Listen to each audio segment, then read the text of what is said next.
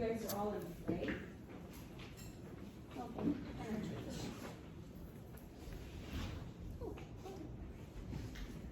Yes, is it? Good. Yeah. All right, is it recording? Yeah. Okay, cool. Whenever you're ready. So our chosen topic was the impacts of immigration on the U.S. I'm Abby. I'm Victoria. I'm Azul. Okay. So for our first lens, we chose the political and historical lens. And our first kind of like perspective of this would be the immigrants themselves on it, because they have had increasing struggles due to the immigrant policy and government as well. Along with this, it can become difficult for them to decide whether they would like to do the process, which would take up to 5 years. The range is typically 3 to 5 years as a green card holder, or they can just take a risk and cross illegally in hopes for a better life for them and their families.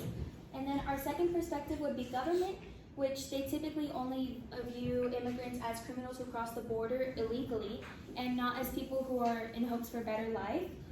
A study actually showed that 86 million people were able to gain their citizenship legally in the United States from 1783 to 2019, compared to now our President Trump, who has created the immigration policy to become more difficult for immigrants to get their citizenships. And some ways that he did this was by making the test a lot more difficult and longer. Our second lens is the futuristic lens, and we have 3 chosen categories in this. Our first one is mental health. According to a opinion contributor, Raptor, he says that immigration can play a huge toll on a kid's mental health because parents tend to send their kids alone, either alone or with strangers across the border. And just in the past year, about 68,500 kids were caught at the border trying to come into the U.S. And whether they're with strangers or alone, it could be a very scary situation for these kids, playing, again, a huge toll on their mental health. Our second category was the economy. So according to Congress, large communities tend to be full of immigrants, especially in places like California or Texas, New York. And because of this, U.S. citizens aren't able to take advantage of public health help. This is especially prominent with public schooling, which ties into our third category. They say that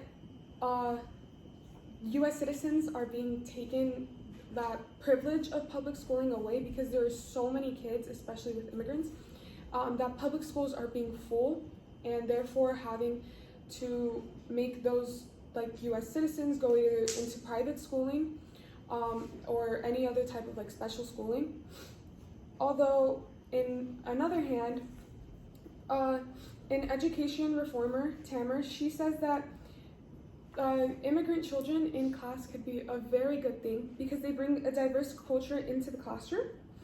Although she also states that it could be a little difficult more for the teachers because children of immigrants tend to not know the culture and the language here in the U.S. They tend to be raised with Spanish or with whatever their native tongue is, which can make it a lot harder on the teacher, especially when the kid comes from a different country with their parents. The kid is already older, therefore it's going to make it a lot harder for that kid to learn English. Another topic that we focused on was immigration through the economic lens. Well, according to Julia Galat, which is a worker at the Migration Policy Institute, in 2005, there was over 12 million undocumented immigrants in the United States.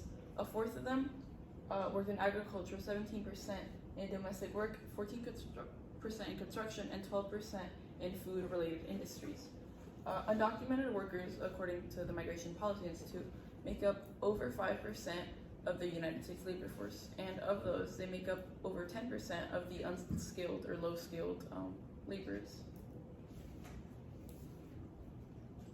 Another thing, according to Krishna and Hempel, which were both clinical professors of law, immigrants to the United States cost the government a lot of money for services like public health, education, infrastructure, and other public benefits. According to the Migration Policy Institute, this is costing local governments a lot more to sustain undocumented workers than it is costing like the overall government, and it's actually like it's costing too much, I guess. In 2022, however, undocumented immigrants paid over $96.7 billion in taxes. Of that money, over a third was dedicated to funding programs which they couldn't access because of their undocumented status.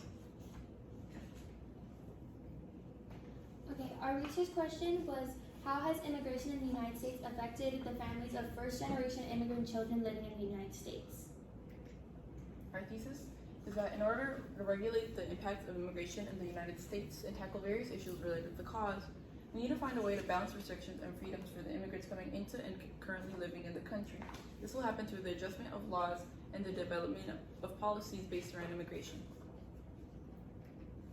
Our first solution which consists of the citizenship laws that will allow for immigrants to have easier and more accessible experiences with getting their American citizenship, and this can be seen by Cornelius and Rosenblum in 2004. Our second solution is a solution that people like to call the Obama solution. It was a solution presented by our former president, Barack Obama, which is in basically taking out immigrants who are a threat to our country, such as criminals and people who work with drugs, and keeping the immigrants who are taxpayers and hardworking people. The final solution that we decided upon was the Obama-based solution. We believe this would give us many benefits, including that it relates to dreamers, which are children who come into the country and are allowed to be here so long as they don't break any laws, and they usually end up pretty well. This would also help us maintain our labor force balance, so it wouldn't disrupt the economy or the workers.